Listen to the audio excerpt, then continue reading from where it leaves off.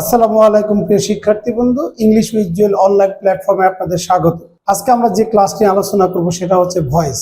চলুন আমরা ভয়েস নিয়ে একটু আলোচনা করি। ভয়েস ইংরেজির গুরুত্বপূর্ণ একটা গ্রামারের একটা অংশ। আমরা দৈনন্দিন কথাবার্তায় আমরা ভয়েসের ব্যবহার দেখি। তো চলেন আমরা দেখি ভয়েসের অর্থ বাচ্য।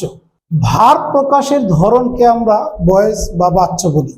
আর এই ভার্ব প্রকাশের এই ধরনকে আমরা দুই ভাবে প্রকাশ করতে পারি। যেমন Ratul place cricket in the field, তার অর্থ হচ্ছে রাতুল মাঠে ক্রিকেট খেলে, এবং cricket is played in the field, দ্বিতীয় বাক্যের অর্থ হচ্ছে ক্রিকেট মাঠে খেলা হয়।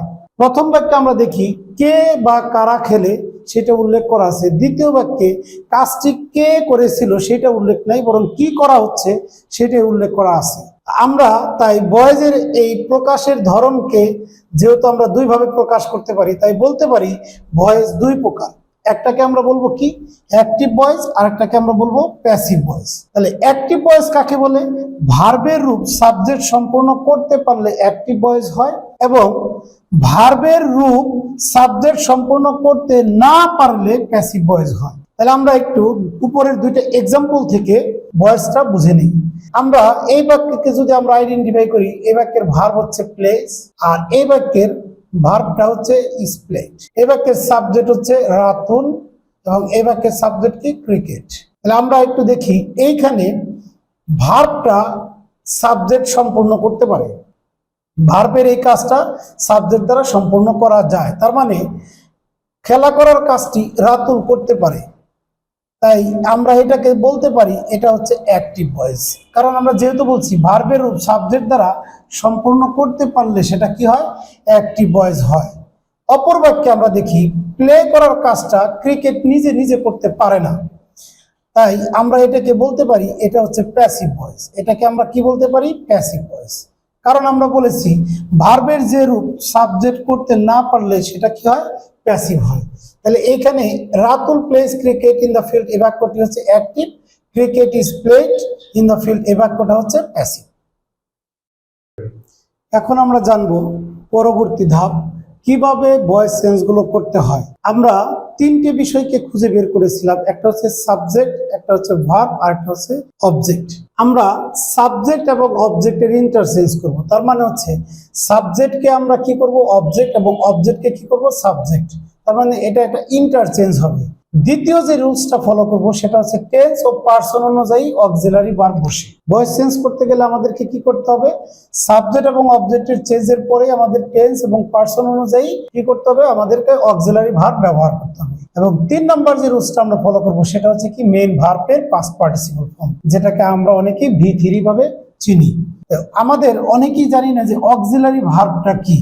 অক্সিলারি ভার্ব গুলো হচ্ছে সাহায্যকারী ভার্ব হিসেবে আমরা চিনি, হেল্পিং ভার্ব হিসেবে চিনি। তাদের মধ্যে আছে বি ভার্ব হিসেবে am, is, are, was, were, এরকম আরো আছে। আবার হ্যাভ ভার্ব বলতে আমরা চিনি হ্যাভ, হ্যাজ, হ্যাড, এবং মোডাল হিসেবে যেগুলোকে চিনি can, could, may, might, will, would, এগুলোকে আমরা মোডাল হিসেবে চিনি। এখন আমরা দেখব যে ভয়েস চেঞ্জের বাকি অংশটুকু। এখন আমরা শিখব যে অ্যাক্টিভ থেকে প্যাসিভ করতে গেলে আমরা টেন্সটাকে পুরোপুরি না জেনে কিভাবে কৌশলে আমরা অ্যাক্টিভ থেকে প্যাসিভ করতে বলি। অক্সিলারি ভার্ব হিসেবে বি ভার্ব থাকলে আমাদের এই বাক্যে বি ভার্ব আছে, তাহলে এবং আমাদের নিয়ম অনুযায়ী 3টে বিষয়কে খুঁজে পেতে হবে। একটা হচ্ছে ভার্ব, একটা হচ্ছে কি সাবজেক্ট, একটা হচ্ছে অবজেক্ট। আমরা যদি ভার্বকে প্রশ্ন করি কে বা কারা, তাহলে রাইট মানে লেখা, কে লেখেন? সে লেখে, তাহলে এটা সাবজেক্ট। কি লেখে? চিঠিটা লেখে। তাহলে আমরা এই বাক্যে পেয়ে গেছি সাবজেক্ট, ভার্ব, অবজেক্ট। আর এই বাক্যে বি ভার্ব হিসেবে কি আছে? ইজ আছে। যদি আমরা এটা করতে চাই তাহলে আমরা দেখি নিয়মে অনুযায়ী বি ভার্ব থাকলে বি ভার্ব বসবে, বি ভার্ব বসবে, বি ভার্বের সাথে বিং বসবে, বি ভার্বের সাথে বিং বসবে, এবং ভার্বের থার্ড ফর্ম বসবে। তাহলে আমাদের সর্বপ্রথম কাজ হচ্ছে কি এই বাক্যের অবজেক্টকে এই বাক্যের সাবজেক্ট করা। তাহলে এই বাক্যের অবজেক্ট কি? A letter. তাহলে আমরা লিখি এ লেটার, নিয়ম অনুযায়ী আমাদেরকে বি ভার্ব ব্যবহার করতে হবে টেন্স এবং পার্সন অনুযায়ী। যেহেতু এখানে ইজ আছে তাহলে বাক্যটি টেন্স প্রেজেন্ট টেন্সে আছে, তাহলে আমরা এ লেটারের পরে আমরা এম ইজারের মধ্যে ইজ ব্যবহার করতে পারি। নিয়ম অনুযায়ী আমরা কি ব্যবহার করব, একটা বিং ব্যবহার করব। মূল ভার্ব এখানে রাইট আছে, তাহলে রাইটের থার্ড ফর্ম হচ্ছে কি রাইট, রোট, রিটেন। তাহলে আমরা এখানে কি লিখতে পারি, রিটেন, রাইট, রোট, রিটেন বাই। এই যে এই সাবজেক্টটাকে অবজেক্ট রূপে ব্যবহার করতে হবে, তাহলে অবজেক্ট রূপে যদি ব্যবহার করতে চাই তাহলে হির অবজেক্টিভ ফর্ম হচ্ছিল হিম।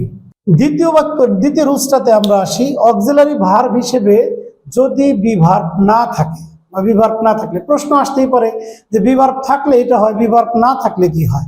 তাহলে আমরা দেখি বি ভার্ব না থাকলে, বি ভার্ব না থাকলে যদি কোনো বাক্যে বি ভার্ব না থাকে তাহলে আমাদের নিয়ম অনুযায়ী আমরা আগেই বলেছিলাম যে টেন্স ও পার্সন অনুযায়ী এক অক্সিলারি ভার্ব থাকবে, তাহলে অক্সিলারি ভার্ব হিসেবে বি ভার্ব বসবে।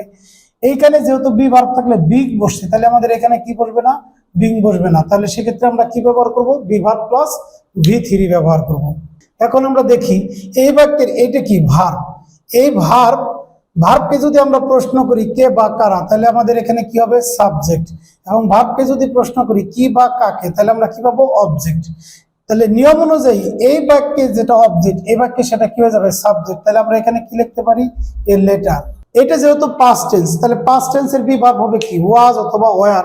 এই লেটারের সাথে কি বসে, ওয়াজ বসে, ওয়াজ।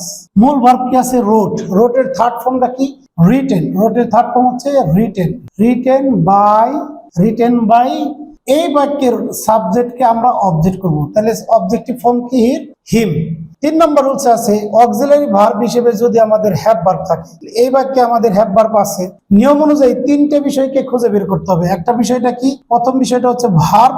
ভার্বকে যদি কে বা কারা দ্বারা প্রশ্ন করি তাহলে আমরা কি পাবো, সাবজেক্ট, প্লেড। তাহলে কারা খেলা করে, তারা খেলা করে, তাহলে বাক্যের সাবজেক্ট কি, দে। এবং কি খেলা করে, অবজেক্ট, তাহলে আমরা সেটা বললাম ক্রিকেট। তাহলে রুলস নাম্বার 3-তে আমরা যদি দেখি কখনো হ্যাভ ভার্ব দ্বারা আছে, তাহলে বাক্যে হ্যাভ ভার্ব বসবে, হ্যাভ ভার্ব টেন্স এবং পার্সন অনুযায়ী হ্যাভ ভার্ব বসবে, তারপরে একটা বিন বসবে, বিনের সাথে ভার্বের থার্ড ফর্ম বসবে। তাহলে আমরা আগেই বলেছি এই বাক্যের অবজেক্ট ওই বাক্যে যে কি হয়ে যাবে, সাবজেক্ট। তাহলে আমরা এখানে কি লিখতে পারি, ক্রিকেট। তাহলে হ্যাভ ভার্ব যেহেতু আছে, দের পরে হ্যাভ বসে, তাহলে আমরা ক্রিকেটের পরে কি বসাতে পারি, হ্যাজ ব্যবহার করতে পারি।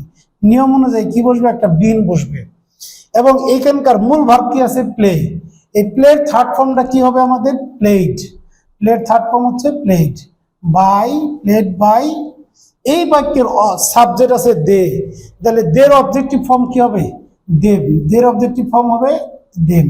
এবং দ্য লাস্ট ওয়ান 4 নম্বর রুলসে আমরা আসি। যদি কোনো বাক্যে মোডাল থাকে, মোডাল থাকলে মোডাল বসবে, যে মডালটি আছে সেই মডালটি বসবে। মডালের পরে একটা বি বসবে, মডালের পরে বি বসবে। এবং এই বির পরে ভার্বের কত নম্বর ফর্ম বসবে, থার্ড। কারণ আমরা জানি প্যাসিভ করতে গেলে আমাদের সবসময় কি করতে হয়, ভার্বের থার্ড ফর্ম ব্যবহার করতে হয়। তাহলে আমরা দেখি এই বাক্যে মোডাল আছে আমাদের, তাহলে এই বাক্যের এটা কি, ভার্ব। এই বাক্যের সাবজেক্ট ফিনিশ, কে ফিনিশ করেছিল, রাতন। এবং কি ফিনিশ করেছিল, কাজটি, তাহলে এটা অবজেক্ট। তাহলে আমরা জানি তাহলে 3টে বিষয় লাগে। তাহলে একটা হচ্ছে কি, সাবজেক্ট, ভার্ব, অবজেক্ট, এবং বাক্যে মোডাল আছে। তাহলে এই বাক্যের অবজেক্ট পরবর্তী বাক্যে যে কি হবে, সাবজেক্ট। তাহলে আমরা এখানে কি লিখতে পারি, দ্য ওয়ার্ক, দ্য ওয়ার্ক।